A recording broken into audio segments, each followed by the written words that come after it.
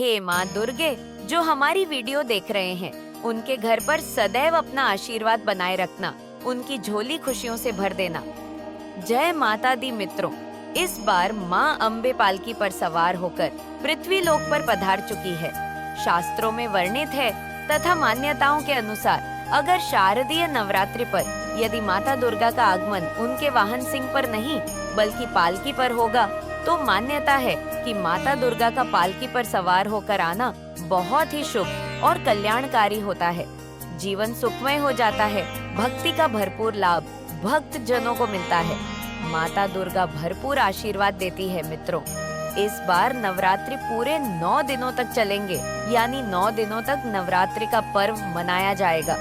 नवरात्रि में क्या क्या नहीं खाना चाहिए और क्या क्या खाना चाहिए और कौन सा फल खाने से व्रत टूट जाता है, आइए जानते हैं। और क्या खाना पीना चाहिए और कौन सा फल खाना विशेष और शुभकारी माना गया है, आज हम आपको विस्तार से बताएंगे। लेकिन आगे बढ़ने से पहले कमेंट बॉक्स में जय माँ दुर्गा जरूर लिख दीजिए। माता रानी बहुत प्रसन्न होती है। जय माता दी एक लाइक जरूर करें। माँ दुर्गा के लिए एक लाइक तो बनता है मित्रों। शास्त्रों के अनुसार बताए गए व्रत चाहे किसी भी प्रकार के क्यों ना हो, उनसे जुड़े नियमों का पालन करना अति आवश्यक माना जाता है, क्योंकि जो मन के मुताबिक किया जाए वह संघर्ष नहीं कहलाता। कहा जाता है कि मनोकामना को पूर्ण करने के लिए थोड़ा सा संघर्ष यानी कि तपस्या तो करनी ही पड़ती है। इसीलिए ऐसी मान्यता है कि व्रत को पूर्ण विधि विधान से किया जाना चाहिए, तब आपको व्रत का पूर्ण लाभ फल प्राप्त होता है। अति उत्तम और शीघ्र दीर्घायु वरदान प्राप्त होता है। आपकी सभी मनोकामनाएं शीघ्र माँ दुर्गा पूर्ण करती हैं। ऐसे व्यक्ति को मरने के बाद माता रानी के चरणों में स्थान मिलता है। वह सदैव माँ की सेवा करता है। ऐसा भक्त स्वर्ग लोक में जाता है सच्चे दिल से। अगर आपके मन में ईश्वर के प्रति श्रद्धा हो तो बिन पूजा पाठ के ही सारा फल मिल जाता है, और अगर मन में ईश्वर के प्रति शंका हो तो उस मनुष्य को कई जन्मों तक सुख नहीं मिलता, वह नरक में ही भटकता रहता है। भागवत गीता में भगवान श्री कृष्ण ने स्वयं कहा था, जो मनुष्य सच्चे हृदय से ईश्वर को पुकारता है तो उसका नाता उस शक्ति से जुड़ जाता है जिसे आपने सच्चे हृदय से पुकारा था। इसीलिए भगवान भी कहते हैं कि सच्चे हृदय से ही ईश्वर को पुकारो तो वह आपकी की हर मनोकामनाओं को पूर्ण करते हैं। दोस्तों, कई लोग ऐसे हैं जो भगवान के सामने घंटों पूजा पाठ करते हैं तथा रोते हैं, फिर भी भगवान उनकी कभी नहीं सुनता। दरअसल जब आप सच्चे मन से ईश्वर को पुकारते ही नहीं हैं, तो भला वह आपकी पुकार कैसे सुनेंगे मित्रों। ये तो थी वो बातें जो भक्त और भगवान के बीच की हैं। अब हम जानते हैं नवरात्रों के दौरान क्या नहीं खाना चाहिए और क्या नहीं पीना चाहिए, और कौन सा फल खाने से व्रत संपूर्ण और सफल हो जाता है। मित्रों, हमारे चैनल को सब्सक्राइब जरूर करें और इस बेल आइकॉन को दबाना ना भूलें। तो आइए शुरू करते हैं दोस्तों। चाहे मर जाना भूल कर भी नवरात्रि के दिनों में पानी पूरी कभी मत खाना, क्योंकि इस दिन कभी कभी बीच में शुक्रवार पड़ जाता है, और शुक्रवार को माँ संतोषी का वार कहा जाता है। माता संतोषी खट्टी चीज खाने वाले व्यक्ति से हमेशा क्रोधित रहती है, क्योंकि नवरात्रों में माता संतोषी जागृत अवस्था में हो जाती है। माता संतोषी की शक्ति नवरात्रों में कई करोड़ गुना बढ़ जाती है। नवरात्रों में जब शुक्रवार पड़ जाए तो इमली नहीं खाना चाहिए। माता संतोषी रुष्ट हो सकती है, आपको दंड दे सकती है। नींबू नहीं खाना चाहिए।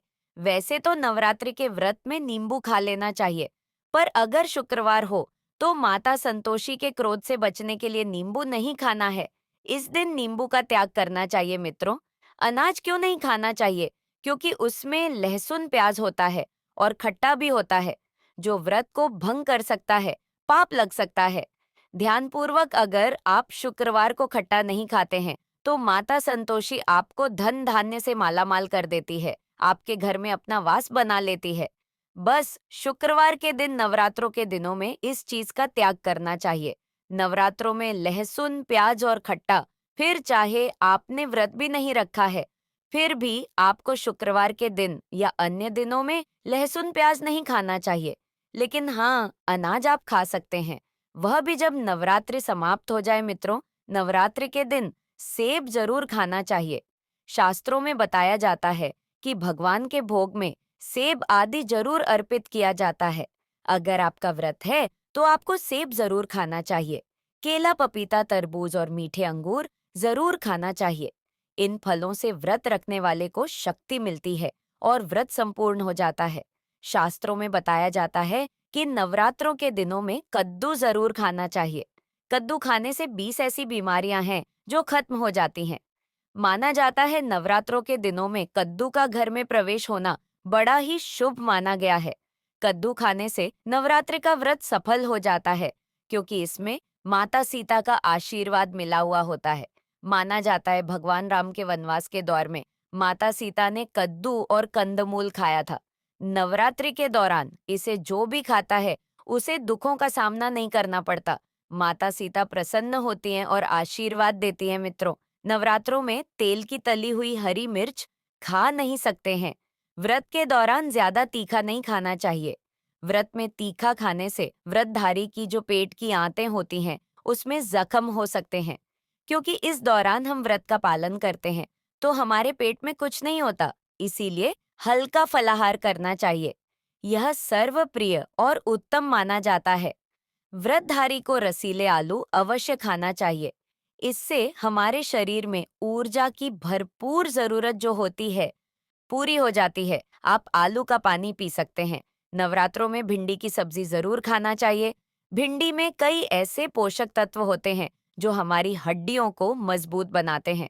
लेकिन याद रहे, नवरात्रों में केवल फलाहार करे तो बैंगन की सब्जी मत खाना, पाप लगेगा। नवरात्रों में सब्जी में हरा धनिया खा सकते हैं। हरे धनिये से भी व्रतधारी को पोषक तत्व मिलते हैं। नवरात्रों में हरा धनिया अवश्य खाए, इससे जो शुगर लेवल होगा वह कम हो जाएगा। नवरात्रों में रिफाइंड का तेल और सरसों का तेल भूलकर भी व्रत के दौरान नहीं खाना चाहिए। मूंगफली का तेल और देसी घी और गोले का तेल खाना अच्छा माना जाता है। मित्रों, नवरात्र में व्रतधारी को डब्बा बंद लस्सी, डब्बा बंद जूस नहीं पीना चाहिए। उसमें कई केमिकल मिले होते हैं जिसके कारण आपका व्रत टूट सकता है। जब भी आप फलों का जूस पिए तो याद रखें उसमें नमक ना डालें, नहीं तो व्रत टूट जाएगा। साथ ही साथ जूस में बर्फ भी नहीं डालना चाहिए। फलों का सादा जूस पीने से व्रत सफल होता है। मित्रों, नवरात्रि के दौरान सिंघाड़े का आटा या कुटू का आटा खाने से पहले यह देख ले कि आटा पुराना नहीं होना चाहिए, क्योंकि छोटे छोटे कीड़े हमें दिखाई नहीं देते और आपके मुंह तक पहुंच जाते हैं। ऐसा आटा खाना मतलब कीड़े मकोड़ों का मांस खाने के बराबर माना गया है। नवरात्रि के दौरान आप शाम के समय खाने में दही ले सकते हैं, आलू वगैरह खा सकते हैं, आलू के चिप्स खा सकते हैं, साबूदाने की टिकिया बनाकर खा सकते हैं, साबूदाने की खिचड़ी खा सकते हैं, आलू के पापड़ भी खा सकते हैं। कई सब्जियां तो ऐसी है जो नवरात्रि के दौरान भोजन में शामिल कर सकते हैं। इससे आपको एनर्जी मिलेगी और व्रत सफल हो जाएगा। नवरात्रि के दौरान आप दूध पी सकते हैं जो आपको ताकत देगा। चाय वगैरह भी पी सकते हैं, लेकिन याद रहे उसमें नमक ना डालें। चाय में नमक डालने से व्रत भी टूट जाएगा और हड्डियां भी गल जाती हैं। एक बात का ध्यान रहे, व्रतधारी को पेट भर खाना यानी गले तक भोजन नहीं करना चाहिए, नहीं तो व्रत रखने का कोई भी फायदा नहीं होगा। थोड़ा थोड़ा खा सकते हैं। मित्रों, नवरात्रि के 9 दिन आदि शक्ति मां दुर्गा को समर्पित होते हैं। नवरात्रि के 9 दिन माता रानी के 9 अलग अलग स्वरूपों का पूजन किया जाता है। नवरात्रि के 9 दिनों तक माता रानी को अलग अलग स्वरूप के हिसाब से अलग अलग पुष्प, अलग अलग भोग अर्पित किए जाते हैं। लेकिन क्या आप जानते हैं, कुछ ऐसी वस्तुएं हैं जिन्हें नवरात्रि के दौरान भूलकर भी माता रानी को अर्पित नहीं करना चाहिए। इसीलिए माता रानी की कृपा प्राप्त करने के लिए आपको यह जानना अति आवश्यक है कि वह कौन सी ऐसी वस्तुएं हैं जो माता रानी के पूजन में भूलकर भी इस्तेमाल नहीं करना चाहिए।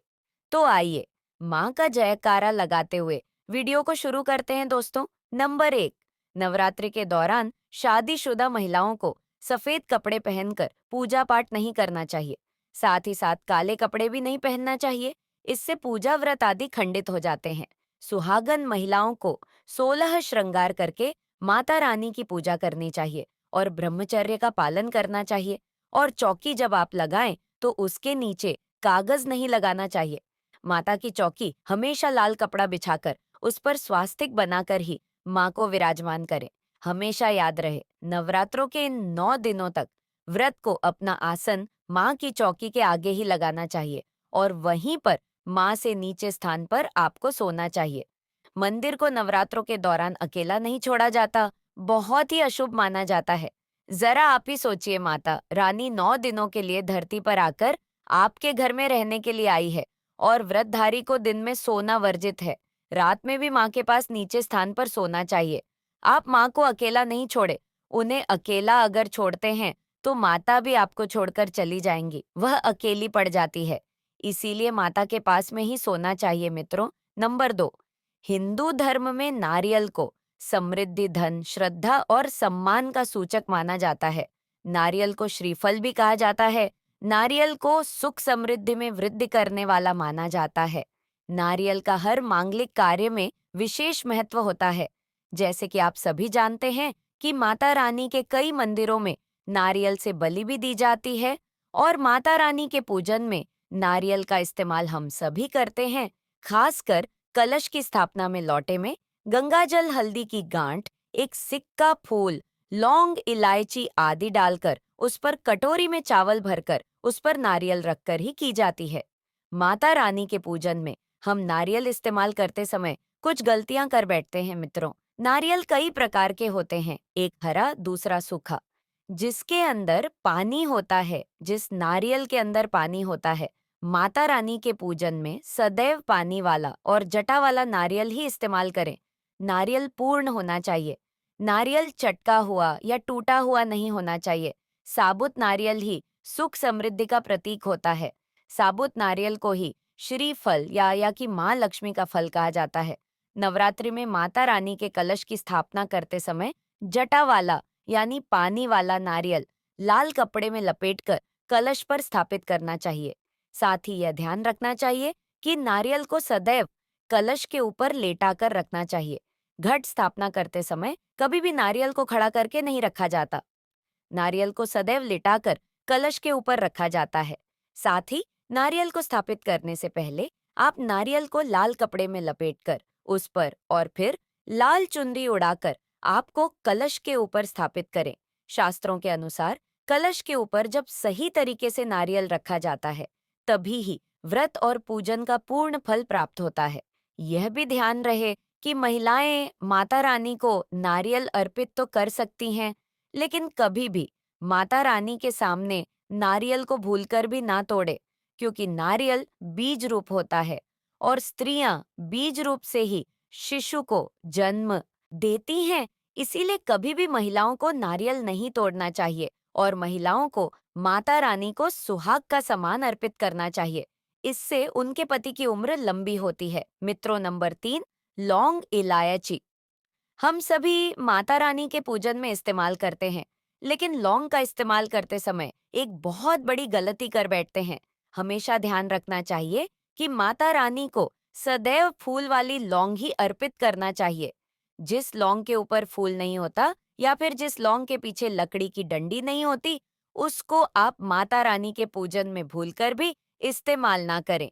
फूल वाले लंगों को ही पूर्ण माना जाता है और माता रानी को लाल रंग के पुष्प भी समर्पित करे, लाल रंग की चूनर भी और लाल रंग वस्त्र समर्पित करे। पूजन में कोई भी अपूर्ण वस्तु, कोई भी खराब वस्तु या टूटे हुए अक्षत इस्तेमाल नहीं करना चाहिए। इसीलिए सदैव माता रानी के पूजन में फूल वाली लौंग का ही इस्तेमाल करें। मित्रों, नंबर 4, तुलसी के पत्ते अर्पित नहीं करने चाहिए। माँ दुर्गा के पूजन में तुलसी पत्र का इस्तेमाल करना वर्जित माना जाता है। तुलसी पत्र के अलावा आंवला भी माता रानी को अर्पित नहीं करना चाहिए और दुर्वा भगवान श्री गणेश को अति प्रिय है। नवरात्रि में आप भगवान गणेश को दुर्वा अर्पित कर सकते हैं। भगवान विष्णु जी को तुलसी के पत्ते अवश्य अर्पित कर सकते हैं, लेकिन माता रानी को भूलकर भी तुलसी के पत्ते या दुर्वा अर्पित ना करें। माता रानी को सदैव लाल रंग के फूल अर्पित करने चाहिए। लाल रंग के फूल माता रानी को अति प्रिय है। माता रानी को भोग में खीर अर्पित करें और खासकर माता दुर्गा को गुड़हल और कमल गुलाब के फूल अति प्रिय है। शास्त्रों में बताया जाता है कि माता दुर्गा की पूजा करने के बाद तुलसी को जल अवश्य अर्पित करें और दुर्गा की 2 या 3 मूर्तियां या फोटो नहीं होने चाहिए। इस बात का भी आप विशेष ध्यान रखें कि माँ दुर्गा के पूजन में कोई भी खंडित चीज इस्तेमाल ना करें, जैसे कि चटका हुआ या टूटा हुआ दीपक या फिर चटका हुआ कलश या कोई बर्तन। साथ ही यह भी ध्यान रहे कि लोहे की और प्लास्टिक या स्टील के बर्तन आप माता रानी के पूजन में इस्तेमाल ना करें, क्योंकि प्लास्टिक के चाइनीज बर्तन हड्डियों के पाउडर से मिलकर बनते हैं। ऐसा ना करें। ऐसे बर्तनों को माता के पूजन से सदैव दूर रखें। माता रानी को जो पुष्प अर्पित कर रहे हैं, उन्हें सूंघ नहीं सूंघ हुए फूल या गिरे हुए फूल या फिर मुरझाए हुए फूल माता को अर्पित ना करें और ध्यान रखें। पूजा के समय साफ वस्त्र और पवित्र मन से ही पूजा करें। मित्रों, कमेंट बॉक्स में लिखे जय माता दी जानकारी पसंद आए तो एक लाइक तो बनता है आपका। एक लाइक हमारे लिए बहुत ही कीमती है। मैया रानी के लिए एक लायक तो बनता ही है जय माता दी।